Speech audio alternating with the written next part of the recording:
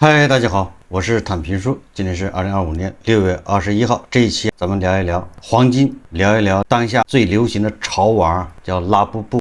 联合早报今天有一个特刊，叫中国金店又爆雷了，用了个又字。为什么说又？中国金店又爆雷？它这个配图是路透社的一个照片。国际局势动荡，促使更多投资者将目光转向黄金，推动金价和需求双双走高。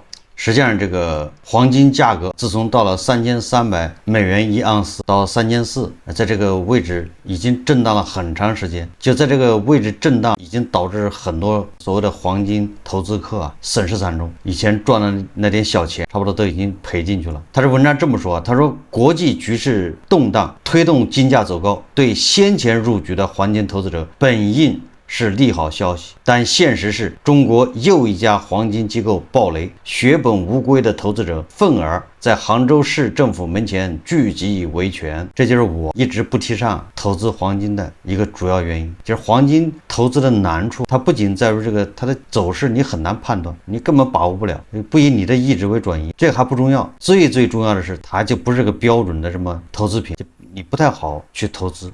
坑太多，连股票都玩不好，你说你能把黄金玩好？你要能把黄金玩好，那你再下点功夫，那些珠宝文玩你都可以通了。主要是你已经通了，你也可以玩天珠，玩什么和田玉，都是一个道理，就是你一通百通。事情起因是永坤黄金推出一个看似稳赚不赔的投资方案。投资者在线上下单购买金条，数周后就可选择提取实物黄金或原价回售。若金价上涨，可赚取差价；若金价下跌，公司承诺按原价回购，就是保赚不赔。作为一家有着10多年历史，在中国拥有数十家门店的企业，永坤黄金凭借稳定的本金收益兑付，成功获取大量投资者信任，连员工都自掏腰包投资。这份信任在公司资金链断裂的那一刻彻底崩塌。今年5月起，陆续有多名网民在社交平台发声，称在永坤黄金购买的金条无法提现，客服电话也无人接听。纽约时报引述28岁的李女士说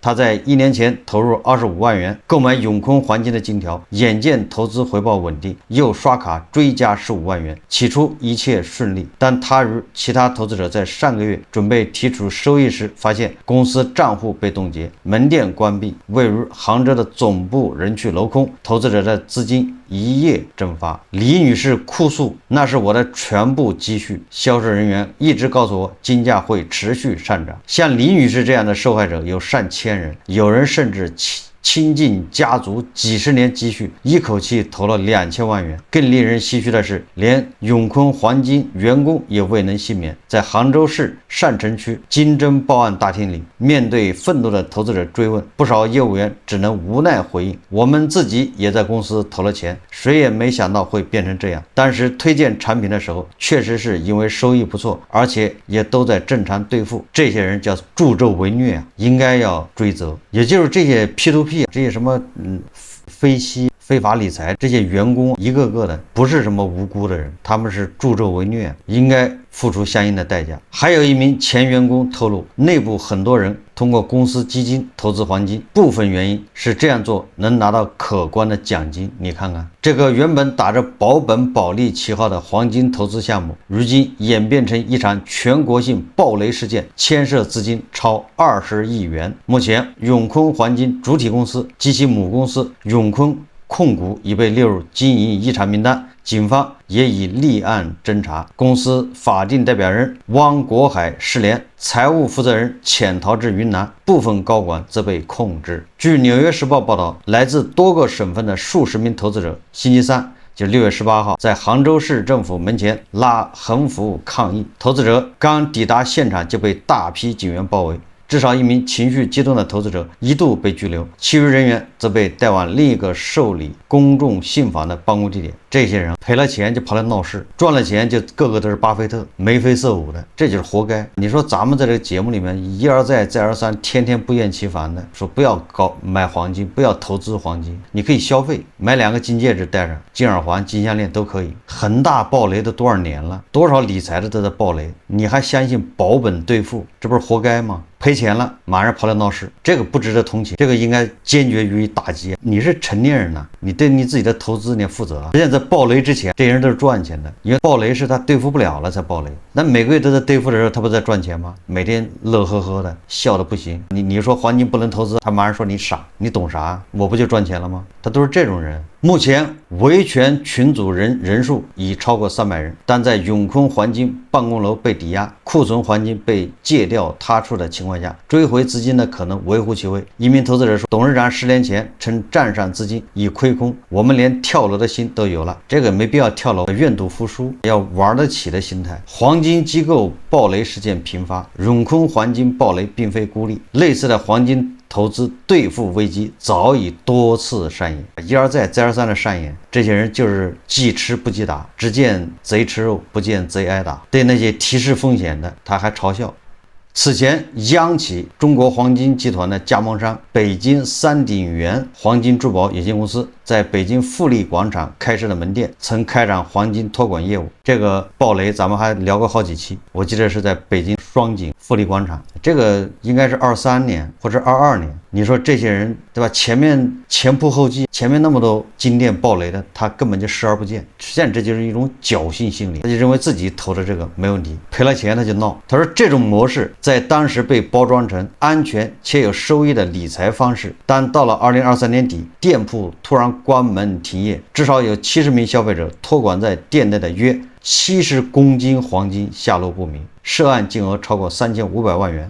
位于福建的连锁金店说叫来瑞宝珠宝，则打着国企品质的招牌，开展黄金委托投资项目，并承诺收益在14%左右。但据海峡都市报报道，去年9月公司负责人失联，公司被警方立案调查。事实上，各地监管部门早已多次发布风险提示，提醒消费者核查平台资质，确认实物黄金是否登记在正规金融机构或黄金交易所，以免掉入非法集资陷阱，造成财产损失。但仍有一批投资者前仆后继，使悲剧不断重演。这都是贪欲，这就是又贪又蠢。你光贪还不至于这样，他还加上蠢，才会有悲剧发生。愚蠢而贪婪。说中国民众对淘金趋之若鹜，如当前黄金价格高涨，其他投资渠道选择有限的现实脱不了干系。他这个说的倒是对的，因为你其他的渠道投资都是赔钱的，所以黄金一包装，觉得显得还像那么回事，毕竟有黄金，而且金价还在涨，显得逻辑上还成立。实际上根本不是，人挣不到自己认知之外的钱。黄金市场消费冷，投资热，黄金历来是动荡时期的避险资产。眼下国际局势紧张，中国经济放缓，中美贸易摩擦反复，再叠加股票和债券等资产表现不佳，中国房地产持续下行，越来越多的投资者将目光转向黄金，推动金价和需求双双走高。世界黄金协会数据显示，今年第一季度，中国投资者购买了约124吨金条和金币，同比增长12%，远超其他国家。那只能说明又蠢又贪婪的人远超其他国家，就这么简单。同时，中国央行也在持续增持黄金。截至4月末，中国黄金储备达到7377万盎司，已连续6个月增储。今年一季度，中国央行购金12.8吨，黄金总储量升至2292吨，占外汇储备总额的6.5%，创历史新高。外汇总额6.5%，实际上不多。为什么增持黄金？为什么以前黄金外汇占比低？因为你黄金它不能产生现金流，你只能靠它涨价。央行把大量的外汇变成黄金，实际上那是死的资产。所以我们黄金占比比较低，多的都是美元、美债。美债你是有收益率5%、8%或者4%、3%，它是给你带来收益的。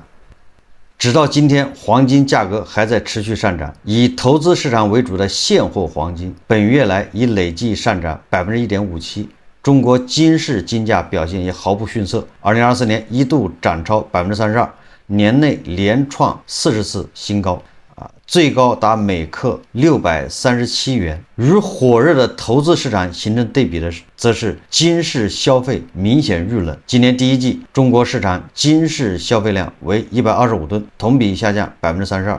是近5年来最差表现。业内人士指出，经济不确定性让居民更愿意囤金，但金饰作为非必需品，受收入预期和价格影响更大。这种投资热、消费冷局面，对依赖金饰销售的零售商来说，并不是一件好事。金价高涨不仅让消费者望而却步，也影响了商家补货意愿，加上消费趋于保守。整个黄金零售行业面临不少压力，在成本不减、销售下滑的情况下，不少金饰品牌开始整合，减少门店，放缓扩张脚步。中国珠宝一哥周大福2023年在中国大陆新开1863家门店，门店总数突破7500家，但却在去年关闭533家。在投资渠道稀缺的当下，金价越涨，追高的人越多，但这股投资热潮也伴随着潜在的风险。一边是趋之若鹜的投资者，一边是资金链紧绷、暴雷事件频发的黄金机构，组成了这场淘金热的阴暗两面。这个是新加坡联合早报报道的，中国金店又暴雷了。你看看，连外媒都关注这个。你惦记着那点利息、那点收益，人家惦记的是你的本金。刚才咱们说过了，一部分原因是因为我们的投资渠道不畅通，也就是说，应该准确的说，因为这是在通缩的背景下，你资产都在缩水，你往哪儿投都是赔钱。房子在价格下跌，今年200万的房子，明年就180万。买股票的涨吗？土地的价格也在跌，矿产，这叫资产荒。钱都在银行里面不愿意出来，因为出了银行就不安全，投到哪儿都会赔钱。这个时候有很多人小聪明，你看金价在涨，黄金又保值，黄金什么乱世藏黄金，都是在这种非常过时的迂腐的这种理念下，他去炒黄金，结果踩了一个坑接着一个坑，踩不完的坑，上了一个当又一个当，他不反省，他不觉得自己有问题，完了他就是去动不动就去闹事。即便有关部门监管机构一再提示风险，他视而不见，选择貌似稳赚不赔的黄金投资。有的人他认为黄金能给他带来安全感，实际上这是错误的，不值得批判的，就不值得去反驳啊。过去多少地主老财、有钱人把黄金埋在地下，最后到底给了谁，谁也不知道。我们再看看这个比黄金更火的是泡泡玛特的潮王拉布布。实际上今天很多媒体已经报道了，这个泡泡已经破了，拉布布现在已经崩盘了。你看这个火没火1周，马上就崩盘。今天晚上一篇文章叫一场拉布布旋风把潮王行业从业者都卷了起来。在北京市朝阳区富力城购物中心，正在接待顾客的柜员李峰对财新说，每天都有人来询问拉布布第3代是否有货，但现在只有样品，有货会第一时间在社群里通知大家。李峰所说的门店社群里聚集着200多潮玩爱好者，大家一起蹲补货，偶尔交流一下抢货心得，也有人时不时发出收货、换货、出货的暗号。这些对话有时会被微信机器人发布的产品链打断。为了改善消费者体验，泡泡玛特于6月18日开启了线上预售。在某社交媒体直播间，陈父每天直播待客拆盲盒，因为有人等不及要马上看到货，陈父每天上下午各2场直播。拉布布第3代近3个月卖出了2000多件。还有一部分人意外地享受到这场潮玩盛宴带来的机会，自称18线手工博主杜然没想过自己有一天能踏上拉布布的风口，寻找他定制拉布布娃衣的顾客络绎不绝，他不得不请来妈妈和舅妈来当救兵。说拉布布风靡一时，在把泡泡玛特创始人王宁送上河南首富宝座的同时，也让潮玩行业景气度颇看好，黄牛囤货炒作、盗版产品泛滥以及知识产权侵权等问题随之而来。今年1季度，泡泡玛特整体收入同比增长1.6倍，海外收入增5倍。随着收入暴涨的还有泡泡玛特的股价。截至6月19日，今年以来，泡泡玛特股价累计上涨178%。另一在港上市的潮玩品牌布鲁可股价今年累计上涨150%。近年来，潮玩已从小众爱好走进大众视野。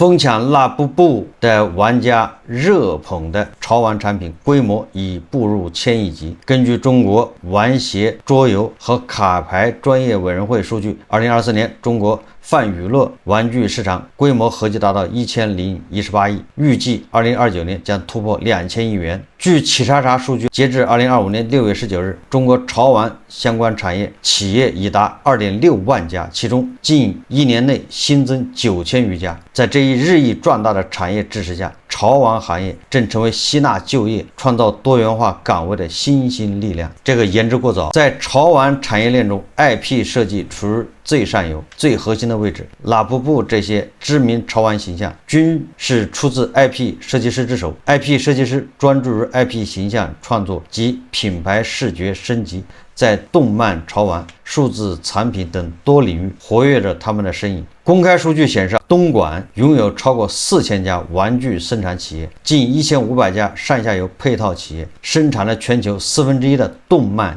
衍生品。此次拉布布全球大热，东莞的工厂一线工人都变得异常忙碌起来。在生产环节，潮玩的诞生需要涂装师、模具师，部分岗位能带动传统制造业工人转型。与此同时，潮玩催生的周边需求也会由东莞、广州等地的工厂接单处理。张明所在的工厂最近接到了海外娃衣订单，每天都要跑工厂选面料、做样衣，给客户做样衣。张明对财新透露，得益于潮玩产业和影响力的扩大，有眼光和一技之长的人纷纷投身其中，乘风淘金。在潮玩圈，不是所有人都能创造出大 IP， 但这条赛道吸引孕育了许多小而美的公司。不过，拉布布走红也未能逃过假货泛滥的困扰。有消费者在社交媒体上控诉自己在某直播间买到的拉布布盲盒是假货，而商家却以拆盒后不退换为由拒绝售后。据公开报道，近期上海浦东机场海关、武汉海关、港珠澳大桥海关均有查获侵犯泡泡玛特品牌商品。直接生产与泡泡玛特一样的产品，使用泡泡玛特的商标，不仅是民事侵权，达到一定金额还涉嫌触犯刑法。对于从事娃衣生意的个人和公司，法律风险亦同样存在。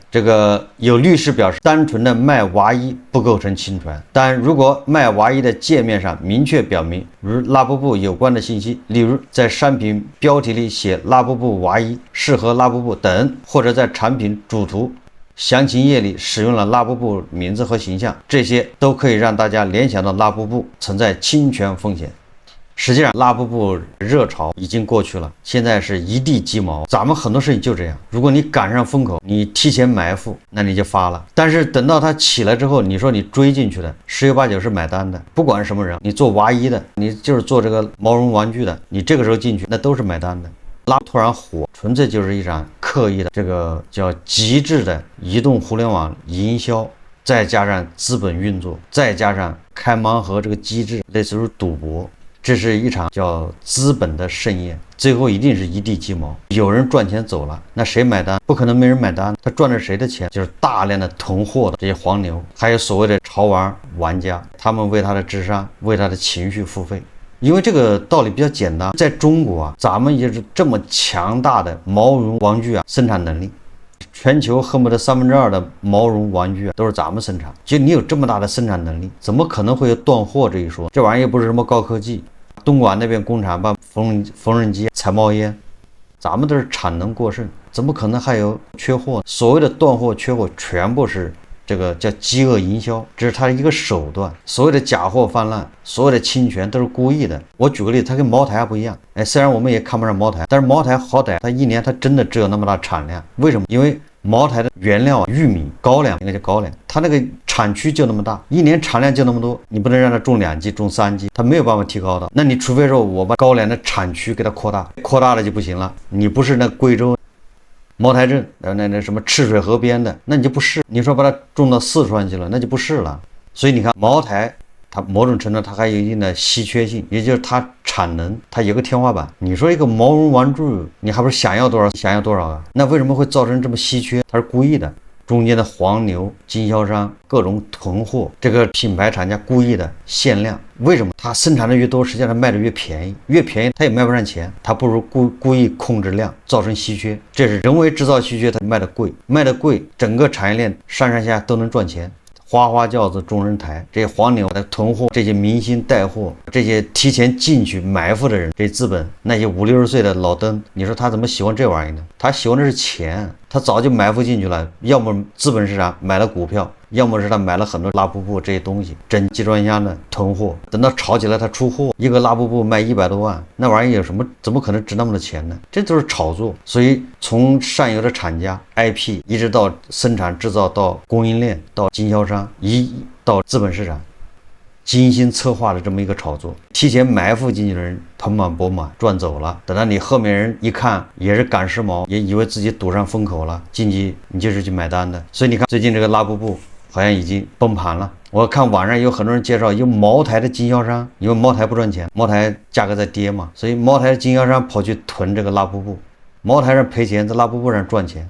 昨天还是前天，这2天时间，拉布布的价格已经跌了50%了。资本市场这个泡泡玛的股票价格也在下跌，见顶了。现在是出货的时候，但是我们不能说拉布布没有价值，它偏离了它价值的价格是难以持久的。作为一个玩具，它应该有它自身的合理的价位，人为的把它炒高了这个6、7千一个，完了还买不到，还得排队预约，这都是它的一个营销手段。它越造成稀缺，越这样的越好的人要买，一哄而上，是一地鸡毛。对吧？一部国产手机居然都卖不上一个拉布布的价格，拉布布就是塑料毛绒、塑料茅台嘛，对吧？你华为手机、小米手机能卖5000都不容易，这么一个毛绒玩具能卖5000，这不就说明已经是过热啊，疯狂到了极点。但是这个时候还很多人进入，还准备在里面淘金发财，最后就变成买单者。所以炒这些毛绒玩具比炒黄金还不靠谱。好，这期节目我们就聊到这里，感谢大家收看。如果喜欢我的节目，欢迎订阅、转发，也可以在下方留言评论。谢谢大家。